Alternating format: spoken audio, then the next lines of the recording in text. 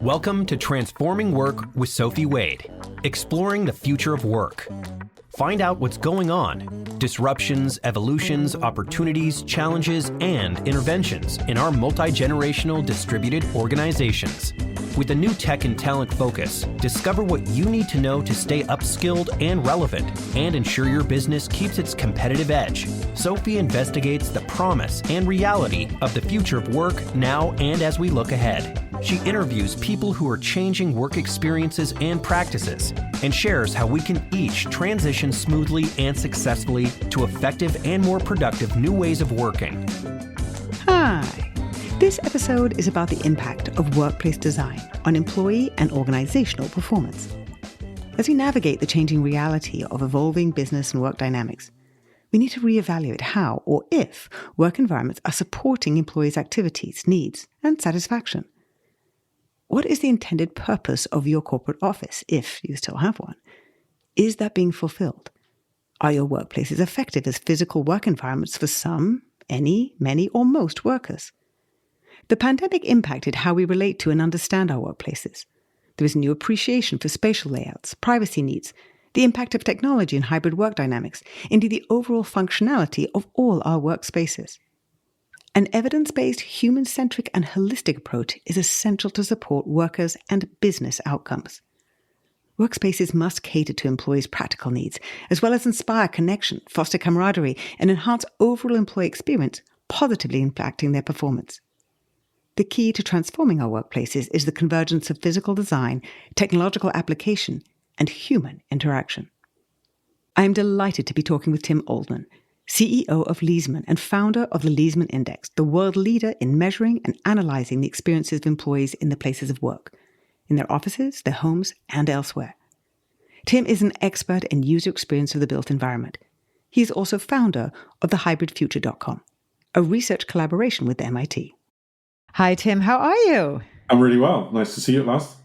So, Tim, you studied interior design. Mm-hmm. Did you always know that that's what you wanted to study at college? Good question. I don't think I always knew. I was always creative. I always liked making things, building things, creating things. I spent a lot of time doing sort of theatre, craft at school. So, building set, lighting, and I started to understand how you can change atmosphere through light and the quality of sound in a stage production. So sure. I'm interested, if you like, in three-dimensional solutions to problems. And that's really where it started. And to be honest, I'm always incredibly impatient. So the idea of studying architecture for 7 years or commercial interior design for 4 years with a placement period in the middle where somebody would actually have you in the real life world earning money, that was it. That was the route I was going because it seemed like the quickest route to actually get on with what I wanted to do. Okay. I did science A-levels. I did not want to study science at university. And my cousin did industrial design, and I couldn't imagine doing it. That would be too much fun. Yeah. How stupid was that? I think that you look at students today. My son's just finished a couple of years ago an aerospace engineering course. The availability of them to make things now and to rapid prototype. Geez, I'd love to be at university now studying any course. Yeah. Creative, physical, and 3D printing would be a joy for you, right? No, right. Yeah, absolutely. So you do interior design, and might I ask, why not industrial design? Or were there other different types of design that you were looking at, but it was just something that jumped out at you? I suppose, look, there were two sort of, I've always described myself as an accident of my own success, right? Nothing's ever planned. It just happens to me. I sort of weave through things. And it was simply a case of being at a family event. My uncle at the time was the commercial property lawyer for McDonald's when they were expanding like crazy in the UK. Okay. And I was chatting to him, and he said, "Why don't you come in and see our design team? They're designing restaurants, for fast food." And I'm like, "Okay, right. I'll come along." And I went along and I saw these, that they were designing furniture, they were designing environments, they were rapid prototyping, relatively speaking, in those times. So I saw that. I also had an amazing art tutor at school who said, you should get into sort of more three-dimensional, more permanent type stuff. I think one of the dads of one of the students in the lower years is an architect. I'll have a word with him. And this really kind guy, Keith Revel, I remember the meeting I had with him, the interview I had with him today, said, "Bring your portfolio in and I'll tell you whether I think you'd make a great architect." And so I went to see him. And at the end of the interview, he introduced me to another person in the studio and said, "Would you like to come and work for us for the summer?" So literally between my O levels as they were then and my A Yeah. levels, age 16, 17, whatever it was, 16 and a half, I was working in an architect's practice for 6 weeks. And it was just then, I think, viscerally, as you're going through your A levels, you start to realize Yep. that the spaces that they were building, and the impact that I could have, the speed with which you can exercise your own curiosity and your ambition to create solutions for people in space. I was sort of addicted from the get go. Really, there was no going back from that point. Okay, so the first job you have is at Vitra Oldman. So the first job actually was before that, was the Jenkins Group. It doesn't appear on LinkedIn because that's like ancient history. But they were transport designers, and that was the job offer that I got when I graduated. Well, I actually got two offers. I got one from DGW, doing office design, which I thought, geez, how boring. Why would anybody want to go into office design? And I still joke with Despina Katsakakis, who's a good friend of mine to this day, about that. So, and then I got a job offer from somebody doing transport design. You think, wow, let's go and do that. So I spent effectively the first 4 or 5 years of my career doing predominantly transport design. Transport design. This sounds fascinating. What does that mean? So from bus stations, airports, light rail systems, not on the carriages or the vehicles, but on the environment. So, and I learned then very early on as a young designer that you can have a huge impact on people for whom often design is not invested at the levels that it is, let's say, in retail or in leisure environments. And also the application of maths. And I think that was the real first awakening I had. I was always very good at maths at school, but sort of rejected the idea of a career using maths. Okay. And as an interior designer training, there was very little mathematics. There was a little bit about ergonomics and human factors, but nothing really overtly scientific or the application of sort of mathematics in the way that you approach problem solving. But suddenly in a transport environment where the number of aircraft that can land, leave a runway, arrive, offload passengers, onload, directly influenced the financial success of the airport. Queuing theory. It's very complicated. I just found it fascinating because how many tellers do you need to have because of how many people queuing at different times of the day? And so I imagine in an airport, people disembarking from the airplane and flowing through. Even down at the time, British Airports Authority, which ran most of the airports in the UK at the time, had a design guideline, and even things like the letter heights on your wayfinding signing and the color contrast ratio between the background color and the letter color, the stroke widths, the form heights of the letters, the fonts. And there was a mathematical application you could apply to see when the passenger with relatively good eyesight would be able to read those signs. So as you walk around an airport, the visibility distance, the viewing distances, and then the difference between readability and legibility on letter forms.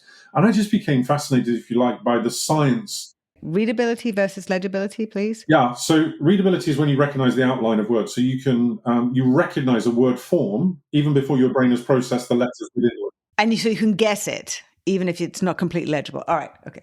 I was like, this was just mind-blowing, that I could change the outcome of a design process the more I knew about these things. The turning circle of a bus in a bus station, the overhang between the front of the wheel and the front of the coach. If you think like coaches overhang the front wheel, right? So all of these things I just started to just enjoy playing with. Yes. And so as my career developed, it became a more sort of, I just wanted to apply more and more science and more thinking and more rigor. Airports are fascinating because you can really recognize when you're in an airport that is not well designed. I mean, like Heathrow, come on. How many miles one has to walk these days? I know, but it's like, so the success of the airport, that's interesting, isn't it? Because if you like, the success of the airport in attracting airlines and attracting passengers is a detriment to the passenger experience because you've got to walk further. I was in Schiphol Airport this week in Amsterdam. I mean, geez, you walk 3 kilometers between the passport control and the gate if you're on one of the cheaper airlines. And so, but that again, that I became interested in. So the business outcomes, how were they impacting the experience of the user of the space? So transport design, fascinating, but you don't stop there. You move more into space rather than transport. What was the evolution of where you wanted to use your curiosity? So I always found retail design a little bit sort of fickle and a bit sort of, like fashion oriented. It didn't seem, after transportation, I mean, like even in that early career, I did a tiny little bit of work on a prison, and it's like, it was deep, hard work. And then you get into retail and you think, oh, this is just all a bit sort of wishy-washy. But I was lucky to be able to get access to some of the senior, executive directors within those 2 or 3 retail businesses that we worked with. And then suddenly you realize, actually, they're more numerically driven even than the transport environments. And later on in my career, not so long ago, just before the last business, worked with an astounding retail entrepreneur in the UK, a guy called George Davis, who's the originator of the Next brand, the Peruna brand, Marks and Spencer's, the George label at Asda. George was an incredible man to work for. But he would know how many socks should be in stock at a Marks and Spencer's on the last Thursday before Christmas in order for sales to be like. They were more numerically driven than I'd ever given them credit for in my early career. So I think as you get more mature, as you get deeper into businesses, as you get access to more and more senior people, I think you start to realize it's all economics driven, right? Whether it's an exhibition stand that you're building that's only up for 5 days, or it's a retail environment, or it's a bus station, or as we now are, looking at the impact of office design on the organizational performance of the companies that we're working with.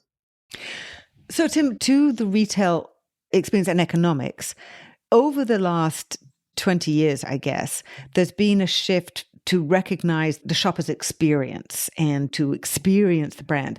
How did that change the flow? Because there has to be, therefore, a balance between exposing them and being able to touch it and feel it. And you've seen that evolve in terms of the shift in how companies are needing to change the consumer retail experience. I think there's a big thing there around loyalty and sort of belief in a brand. And I think retailers have worked out that the more that we believe and trust in the brand, the more it fulfills its promise to us, whether that's a low price point promise. Let's say IKEA would be a perfect example, right? You are rarely disappointed. I'm rarely disappointed by the product I buy from IKEA because I know what I'm buying it at a price point. Yes. And in fact, many times it impresses me how they can produce something of that, of that order for that price, package that well. The retail experience in store might not be quite what you would want. The price point is relative to the product that you're taking at the service level they can offer you. So I think as we as consumers have become more and more aware of that sort of promise that is placed, that we place in the retailer. And then the trade-off. Yeah. So, and I think the modern paradigm of that, which I'm super interested in, I'm trying to do a little bit of research on this coming up to Christmas, I think, is on the increase in, let's call them sort of brand experience stores. For brands who 10 years ago would have scratched their heads and said, sorry, they've got a store just for experience. So I was in New York last week. Yeti, the cooler box makers, right? Very expensive, but gorgeous cooler box makers, yes. And they've got a store just for Yeti products, right? On Bryant Park, next to the flat down building. It's a beautiful store. There was nobody in it. It was like me and one other person in it, but it was stunning. But I think the idea that a brand like Yeti can invest in and justify an experiential environment of that sort, I think is that the experience shopping thing right to the extreme. You're becoming a creative director and design director, working at Area 1 and Vitra. This is where it's so interesting to me because of my focus on empathy and that user-focused design element. I'd love to hear how that evolved for you. Well, the time at Vitra, who for anybody who's not familiar with them, are the European peer, if you like, in stature to Miller. They share the license for the Eames products around the world. And I was immensely lucky to spend 5 years with them, working directly with the chief executive at the time, Hans-Peter Cohn, previously chief exec at Leica, the camera makers, who are the world's best. I've got one in arm's reach, always near me.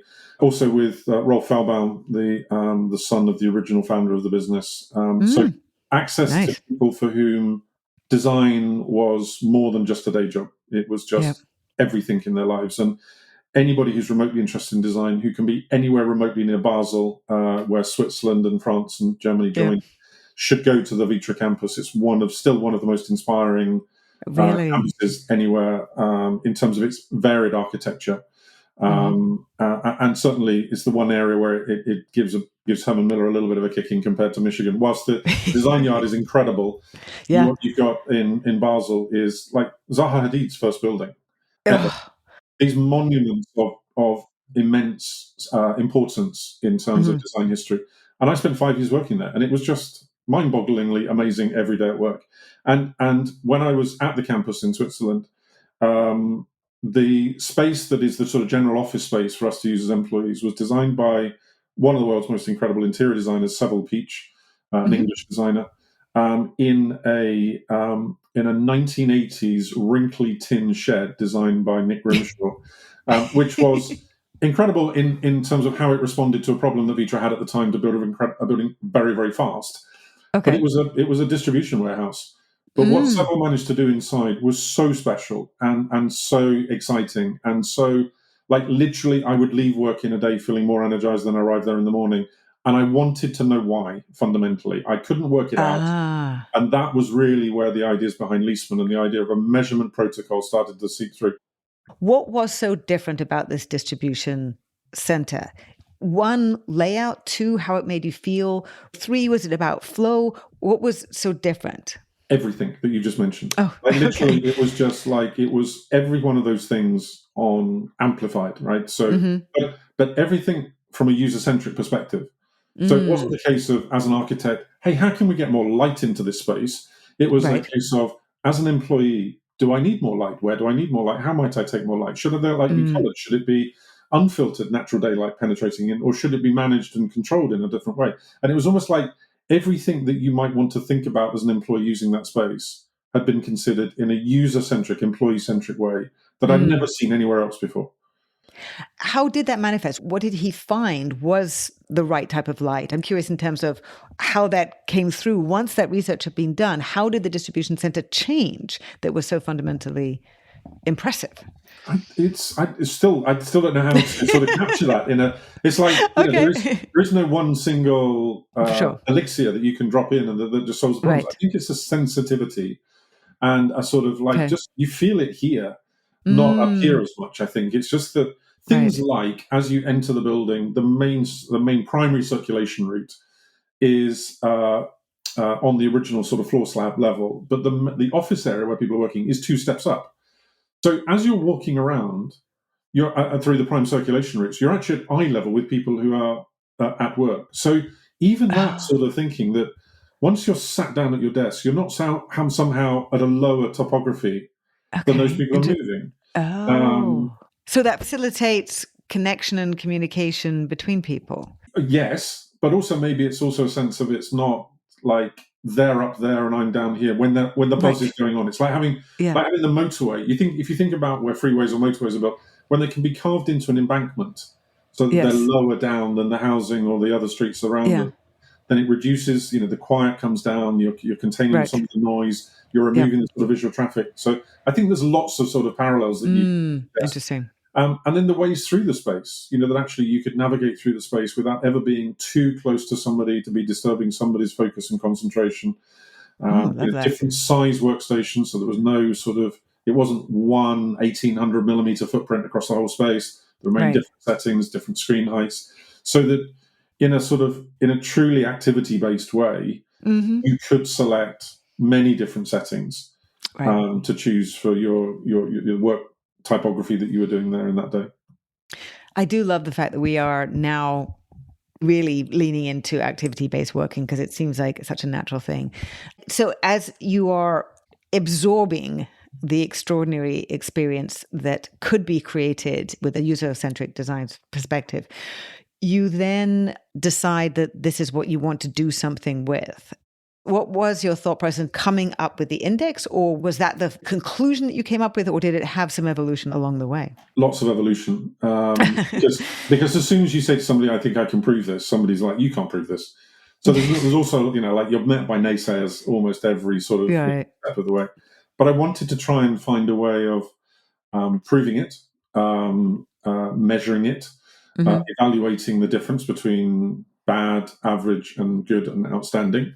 I also wanted to check that some of the conversations we were having with organizations, with executive leadership teams, they just smelt a little bit wrong, or just there was something in there that you just thought, hang on, I really want to go a bit deeper on this. So I also wanted a tool that would risk profile the brief that was coming from a client or a customer for their future space, because you've got a small team. I don't know the biggest I've ever worked with, maybe 10 people on an executive team. Who are governing the whole future direction of thousands of people's work days. And that executive team are experts in their individual roles. But there's probably only one person, if you're lucky, with a property background on that group. And so what I wanted to do was really try and say, okay, when you say this, is it you saying that, or are you saying that on behalf of your observed experience of 80,000 employees, or however many employees are going to use one space? So I was also looking at something that would be a bit more populous, a bit more of a census that I could take down in an organization, and then come back to the executive leadership and say, I know you said this, but guess what's happening here? So to be a bit of a sort of provocateur, to be very curious, to be very precise in the way that we would develop an aspirational brief where the space was a tool in organizational performance. And that's the phrase that I latched onto very quickly, because too often the space was an aesthetic solution to a need to accommodate people. Right? It was like, we've got 1,000 people, therefore, times it by whatever, 9 or 10, that'll give you the amount of square meters, brief a broker, let's see what building we can find at the price we want to spend. Then employ a designer to ram them in that space. And if we've got any budget left, we'll make it look as good as it can. I wanted to try and approach it from the other way and say, no, this is a tool in organizational performance. Right. Let's look at it and design it first as a tool and think about it in the way that you would if you were procuring anything else that you would class as an organizational performance component.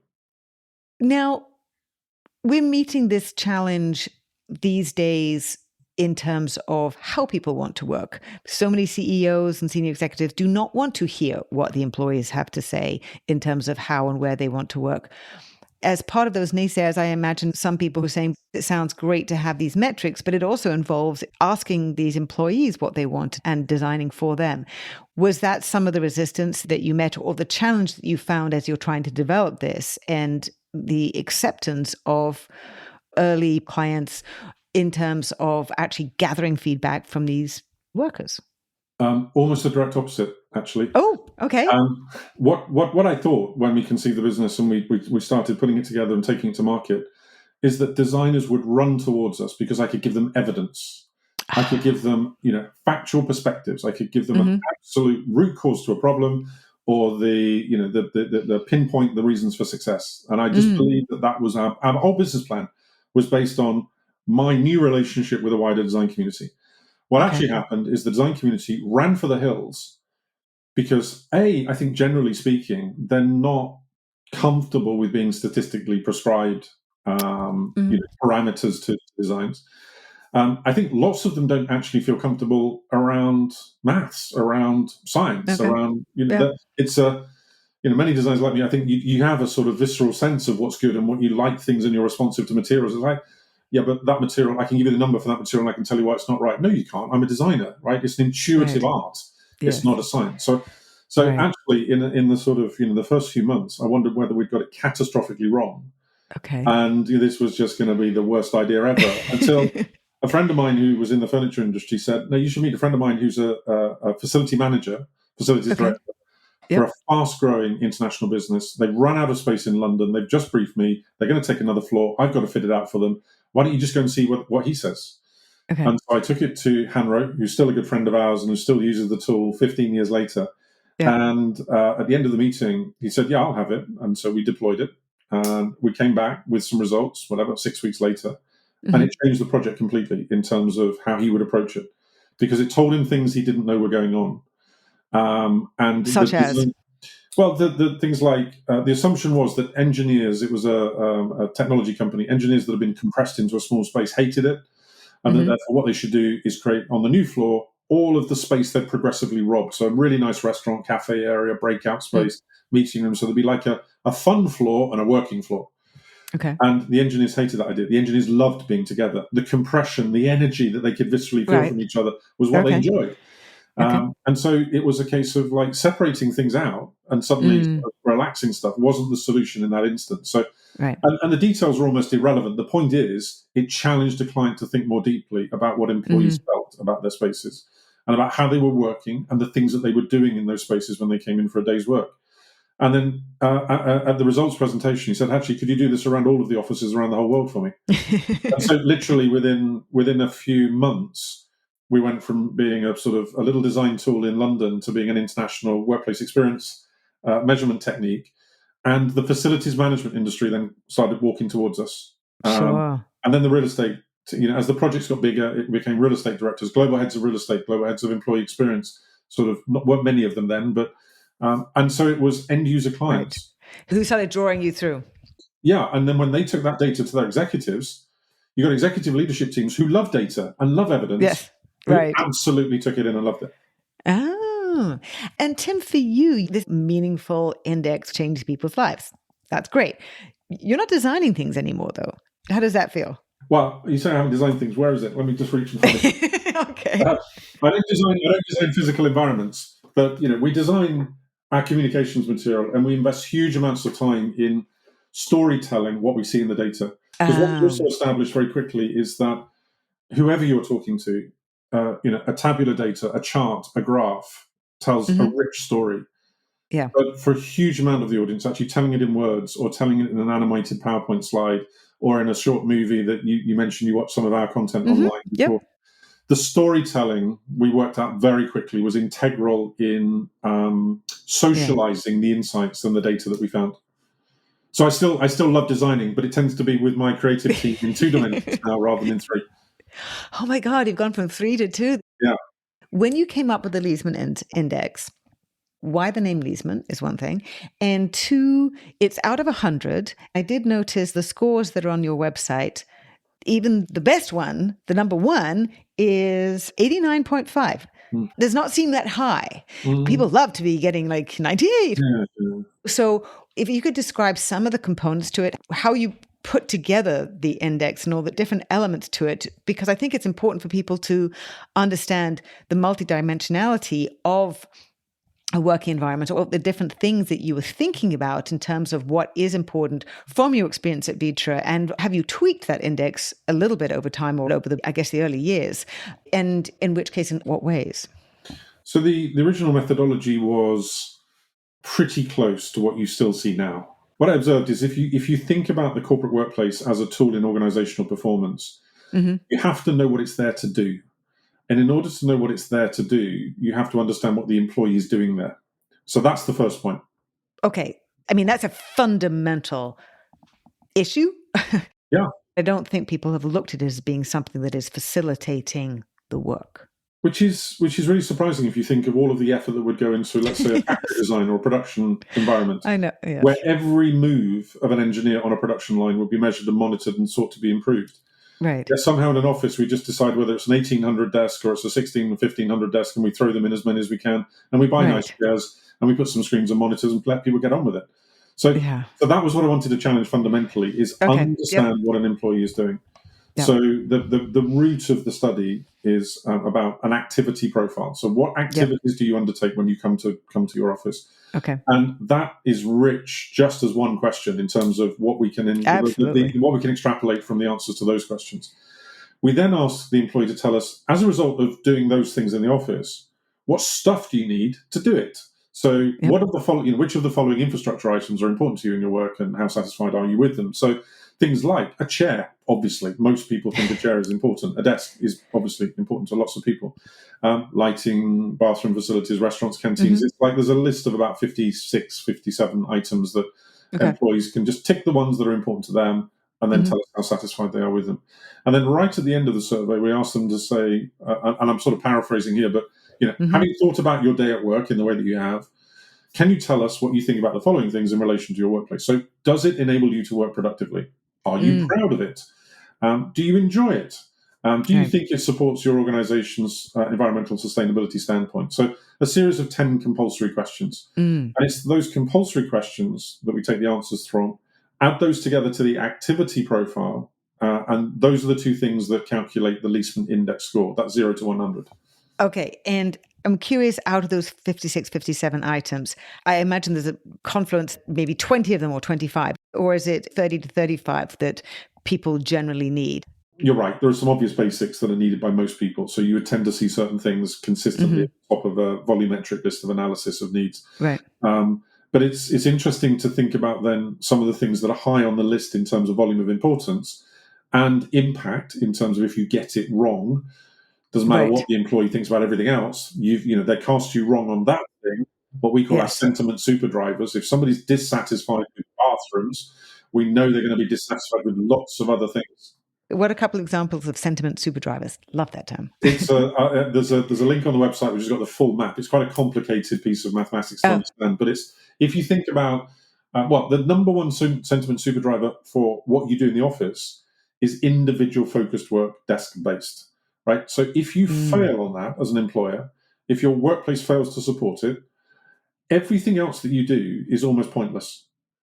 So think of it like the first hurdle in an athletics race. If you knock that one down, just quit the race. So, and that I think is the fundamental point that lots of offices are still missing. So you got the 56, 57 items, you got these 10 questions, and I imagine that there was huge revelations from those 10 questions in terms of how offices were not generally meeting people's needs. Yeah. Like I said, it's hard to get close to 100. Is that because so many different employees have very different needs that it's hard to meet all of them? Or would there be enough specificity to it that you have to keep working on this? Yeah, I can't say that we were thinking that when we designed it. We knew that we wanted something that was, it had to be mass market, right? If we were going to develop a platform with an index of depth and breadth and, things like, geographically, we're in, I think, 120 countries or something we surveyed people in. Right. If we were going to design a tool that would be mass market, it had to be deep enough, but not so deep that it became like a specialist academic research tool. You probably could say there are more than 21 activities that we should have measured, but then the survey length goes up, the complexity of the survey goes up, you get lower response rates, it becomes more expensive to deliver, and it just becomes a self-defeating object. So we had to take a sort of a mid-altitude proposition in terms of the tool set itself. In terms of your point, you raise a really valid point about the sort of upper and lower limits of any building's given scores.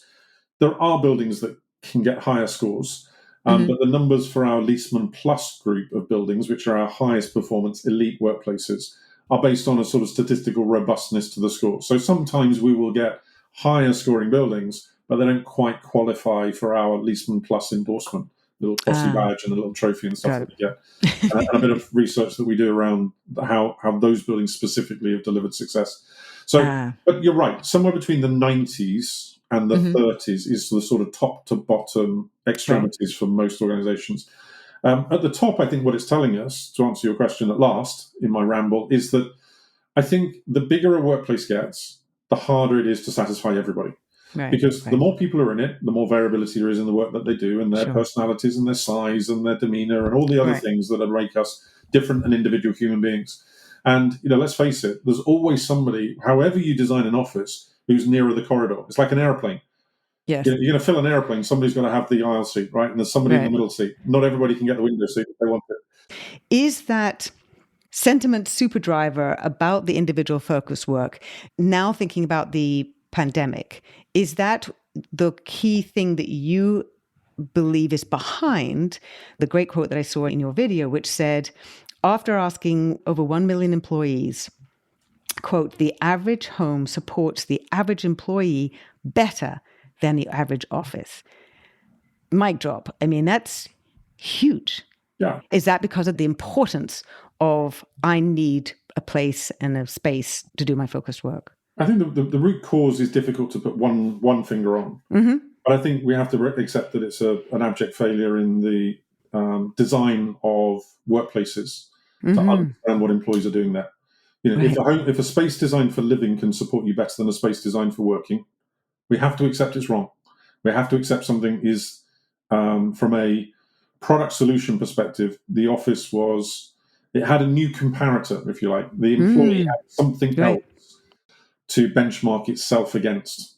And when it took an A/B test between the two, it said, this thing's better at home. I'm doing my focus work, and frankly, I'm doing my collaborative work if it's digitally based more effectively, where I have acoustic and visual privacy, which generally speaking depends on the organization and the geography, but always the majority of employees will have a visual and acoustic privacy at a higher level at home than they do in the office.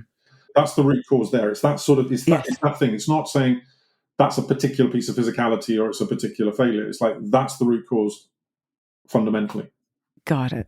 What year was that? 2021, 2022? Well, it's still true now, so it doesn't matter which data segment you choose, frankly. It revealed itself in the very early work that we were doing when organizations, in the crisis management phase of the early pandemic, were deploying people to home. So we developed a new tool within about 6 weeks. It was out there probably 6 or 8 weeks later with clients. And even those early results were going like, whoa, something here this isn't just a pandemic thing. This is something that is saying that office is structurally wrong in terms of comparison to what an employee has found they're able to do in crisis management phase with all of the other stuff that we were having to cope with going on at home and still the home is better.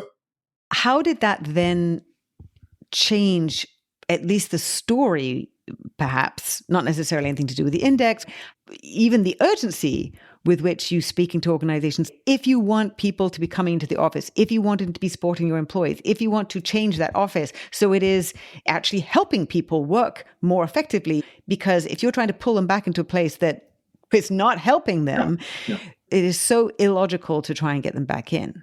Well, I think many organizations, the ones we're working with now, are running towards us to understand that that disparity and trying to course correct where they can. And I think we've as an industry, we collectively, all of us, have put in play an operating system, which generally speaking means that today's offices are much less cellular than the offices of 15 years ago, 25 years ago, right? There are less enclosed meeting rooms, less people in enclosed offices, less people in shared enclosed offices. Right. We're open plan predominantly because we can fit more people in and it's cheaper to fit out the building. So it's like an economic response that we got too good at saying yes to. When a client said, can we fit a few more people in? Can you make it work at one person per 8 square meters? Designers got good at saying, I don't want to, but I'll give it a go. And they came back with answers. And so I think the industry got itself into this sort of, it's not a down cycle, but I don't want to see it as a sort of doom and gloom thing, but it's like it got itself good at answering an economic question that clients were increasingly asking. What's happened in the course of the pandemic is what we're doing now, is video conference, right? That we went from 20% of people perhaps in a typical organization saying that video conferencing was important to them to now in a knowledge-based business in the financial services sector, typically 50, 60, 70% saying it's important. We are video first in our communication style. And once you're video first, the impact of the absence of visual and acoustic privacy is really important. You and I couldn't do this if I was in my office at an open plan desk. Right. I can do it because I'm at home in a private office that I've got at home for myself. And that's what's happening. I think that your point about collaboration is that we do collaborate, but we want the quality of collaboration when we're collaborating that the open plan office cannot facilitate for most people. So the pressure is on to recellularize space. What are the different questions that people are coming to you now? I do appreciate when companies go, modern work really is different. And it has been changing, technology has been changing things, how people are approaching it, how people have understood much more about how they work best. What can we do to step back and say, what can we do differently and do this effectively and really use your index to the utmost? Almost everybody that we're working with at the moment wants to do better. That's why they come and talk to us, right? Sure. They don't come for a blunt appraisal of a pass mark or a least plus certification. They're coming to understand how they can improve the experience for employees. They're coming so that the chief executive doesn't have to send out a memo saying, I'd like you in the office 4 days a week. Trying to make offices that are great spaces that employees genuinely want to come to. Because they're great at supporting the work that the individual employees do, but they're also great at creating a sense of camaraderie, of shared experience, of collective endeavor, all of those things. So I think the clients we're working with are asking some really tough questions of those types of topics, which goes back to the seed of the idea in 2009, which is how can we measure and appraise the success or the failure of those outcomes, not just the inputs. And that I think we're in a good place now, I think, to have much more intelligent conversations about those drivers of success. Generally, how much interest is there from the people who are coming to you about how to support people working from home? I did see on your website, it talks about the work that you're doing in terms of home working, content, and insights. So how are you supporting that? Whether people are being given stipends to get better chairs or set themselves up differently. I'm encouraged and enthusiastic about hearing that there are some companies, or certainly you're providing more information and insights about how people can be working more effectively at home. I think it's a really simple proposition. We're trying to show the benefits and the susceptibilities of employees being remotely based. We're trying to show the benefits and the susceptibilities of them being office based. And if you understand the sort of push me, pull me effect that happens between those two things. So it isn't necessarily about whether an organization should spend $100 or $150 on a task share for somebody to take home. It's much more about what are they doing at home? What is the value to them of coming into the office? Does their commute impact their experience when they come to the office? When they come to the office, do they have to book in advance a seat? Sure. If they do book a seat in advance, do they have the knowledge that that will be with a colleague that they want to collaborate with? Maybe just half an hour that day, but for the other 7 hours a day, they'd like to be sat within earshot of them. So I think what we're trying to do is get clients talking about those types of day in the life of lived experience of the employee. And actually, we're stepping away from Leesman. I'm spinning up a new business in August. And that's specifically looking at the insights and the pattern observation to try and probe those types of really like micro decisions that employees are going to have to make for themselves. Congratulations about the new venture.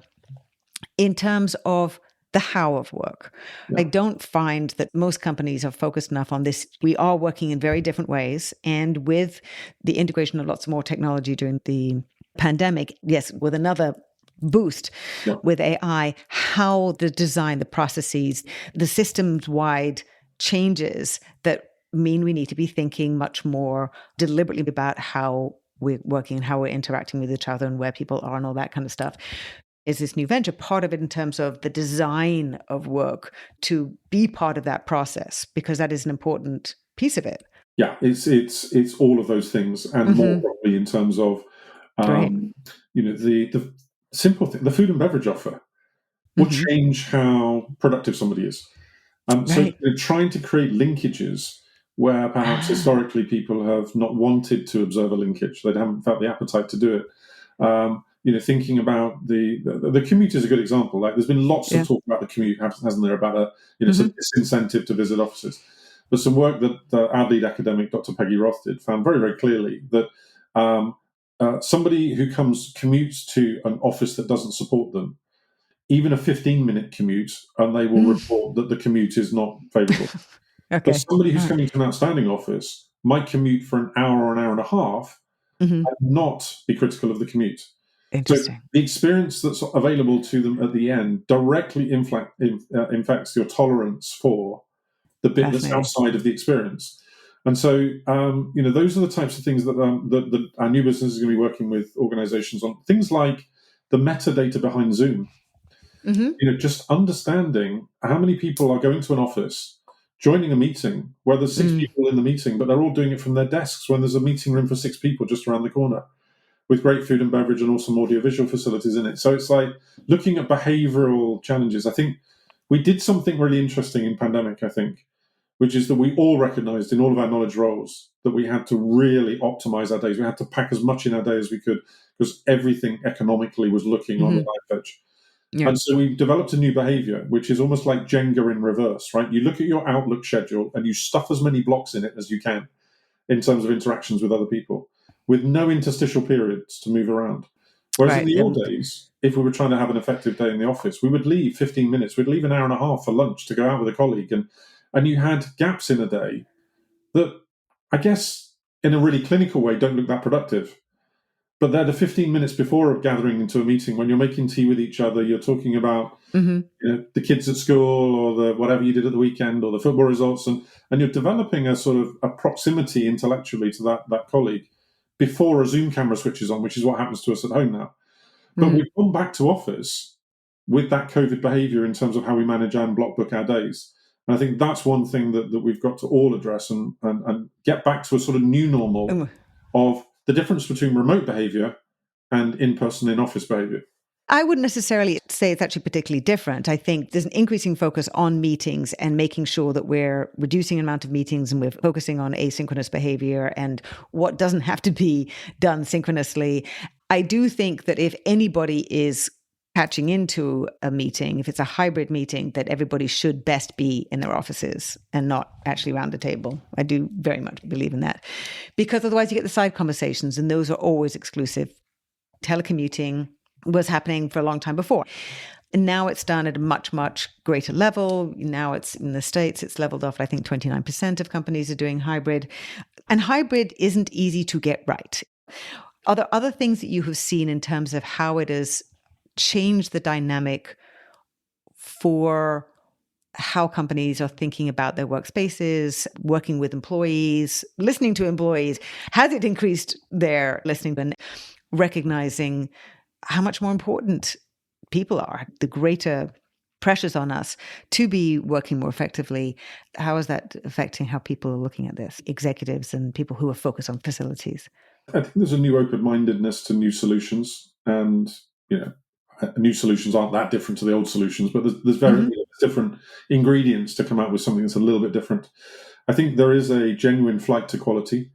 I think the organizations do recognize that the better buildings with better amenities, with more space, we see a proliferation of buildings with atriums and communal space that score higher scores. So there is something about volume and about free movement of air and seeing people congregate and pass around each other, which clearly, for some reason, we enjoy as other human beings when we're visiting those spaces. And so we see those types of things. Now, what has also happened, of course, is that for organizations who've adopted any sort of flexible arrangement in terms of the use of homes and offices, they need less space.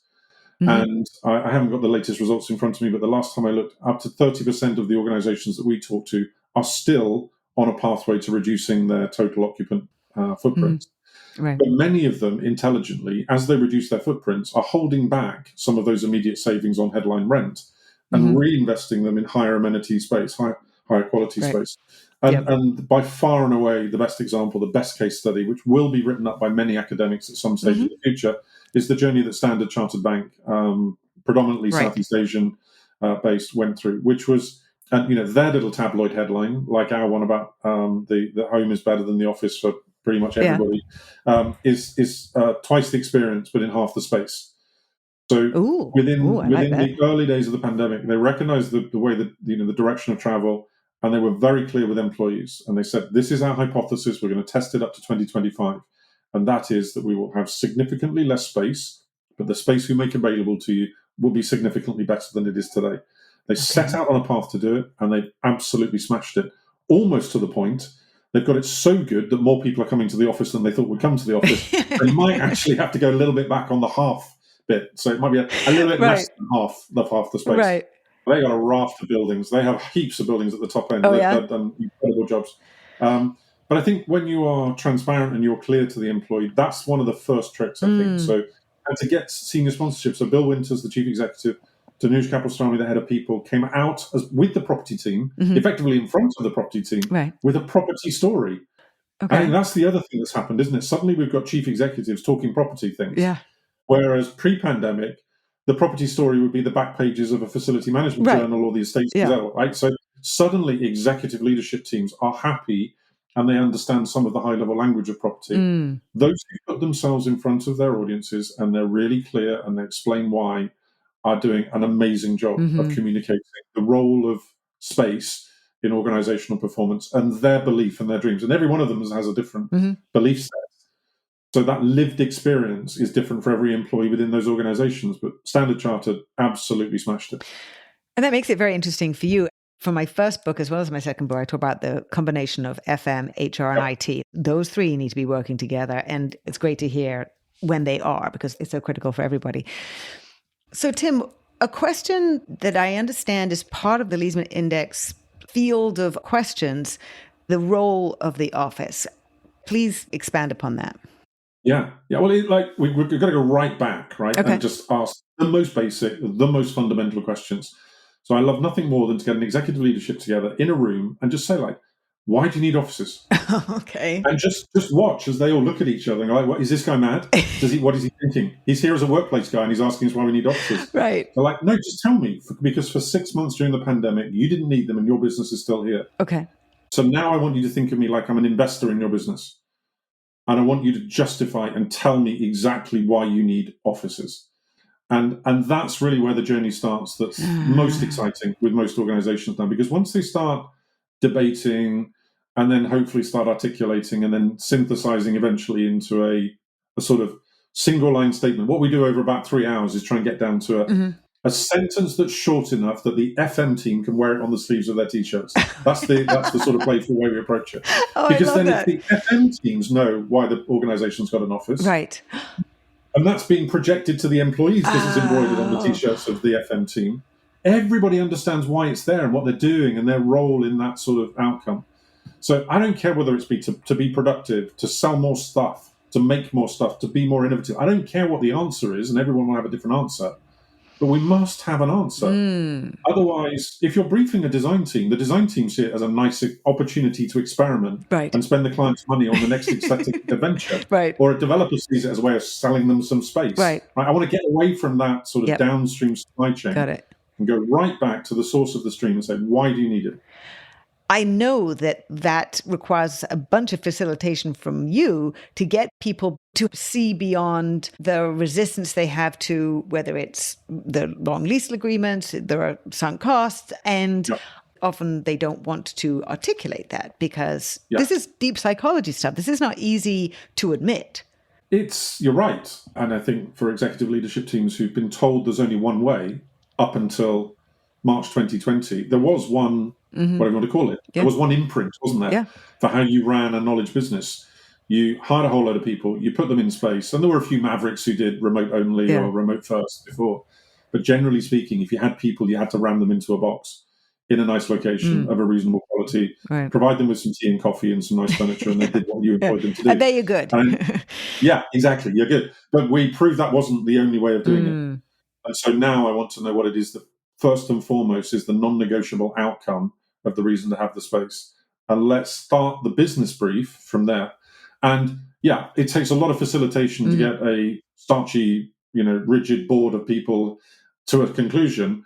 But I don't care if people want to steal that as a methodology, frankly, because I think we would get better outcomes for everybody in the supply chain if the purchaser, the buyer of the service, was really clear and could properly articulate why it is that they're convening that team to deliver something. And then the team get more pleasure out of delivering something that is fit for purpose. Tim, what haven't I asked you that I should have done? Should we talk about FM? Because it's interesting, you talk about technology and HR, and I think, HR were one of the early adopters of technology, emergent technology. You think about how they, automated lots of the people systems within organizations really early on, really early adopters. And property teams, generally speaking, I think were pretty early adopters. If somebody could show them a platform that would converge their lease events, would report on things happening in their real estate portfolios, global benchmarks. There are many global benchmarks for property pricing, for lease transactions, etc. So the property people, I think, again, were a long way ahead. Those organizations building properties were super interested in technological advancement, smart buildings. We work very closely with a developer called Edge. They're building some of the world's best and most technologically advanced buildings. They're awesome. Interesting. So it's like there was a whole community who said, tech is brilliant. Let's just dive in. And then there was facilities management. Okay. And I just think they let it go by. And I just think, I'm being a bit flippant. Sure. Clearly some who experimented. But it does feel like it's the one thing who just sort of, one area of our workplace experience spectrum where there's a missing appetite to do things in a more technologically assisted, technologically advanced way. For the first time, I'm seeing more articles which mention FM or facilities managers. And I think because of this crisis in the commercial real estate space, I think that's one thing that's bringing to the fore. What can we do and how can we lure people back in a positive way? For listeners who are in companies where they're looking to, whether it's lure people back to the office, help them be working at home and or in the office in more effective ways, what are one or two things that you would advise? Evidence-based, of course. That would always be my first thing. Let's do it. We'll do it with data, do it with evidence. Make that robust and comparable. Doesn't always have to be benchmarkable, but you should have comparisons. And then I think the other thing is just to be real and be human and be conversational. And I think Simon Sinek will tells his story much better than I can recount it. But he tells an amazing case study of a hotel he was staying in, a Four Seasons hotel, where a bike went to buy himself a coffee, and no other barista was serving him a coffee and was chatting to everybody in the queue, was one of the most outgoing, vivacious baristas, and everybody in the queue felt up and and smiling. And so when he got to the front of the queue, he asked him if he enjoyed his job. He said, "I love my job." He said, "Well, my line of work is really interesting. Why do you love your job?" He said, "Because the management care about me. If a manager walks past, they ask if there's anything I need. I do a shift around the corner at one of the other hotels where when the manager comes past me, he tells me to speed up because the queue's too long." And I think we've got to get sort of real and human about the quality of interactions that people have with all of the people around them, actually impact the experience that we have of employees when we go to that space. And it's that bit of sort of human dynamic, motivational sort of guidance that I think we miss occasionally in our workplace. So I'd urge any organization to just live the day in the life of a member of your reception team. Live the day in the life of a barista in your coffee area. Value a barista over a bean-to-cup automated machine. Just live it, experience it yourself. What a perfect moment to wrap everything up. Completely agree, and I love that. So, Tim, I'm very excited for what you're going to be doing next. I can't wait to hear about that. Once you got through the first launch period, I look forward to talking to you again then. Thank you very, very much for your time and sharing all the insights that you have. Okay, my pleasure. Thanks again so much to Tim Oldman, founder and CEO of Leesman. You can find out more about Tim on LinkedIn and go to the Leesman website at leesmanindex.com, LeesmanIndex.com. Starting in August, you can find out more about Tim's new venture, AETO, A-E-T-O, a strategic data insights practice focused on helping clients activate their workplace experience. Immediate action tip: use evidence and be real, conversational, human. Find out what impacts the human experience as the human dynamic is motivational guidance. Live a day in the life of a frontline employee and experience it yourself. If you enjoyed this episode, please share it with a friend and like it. You could also write a quick review wherever you listen. For regular video updates, curated useful articles, research and information, follow me on LinkedIn and sign up for my Work in Progress newsletter there. Thanks for listening. Until next time.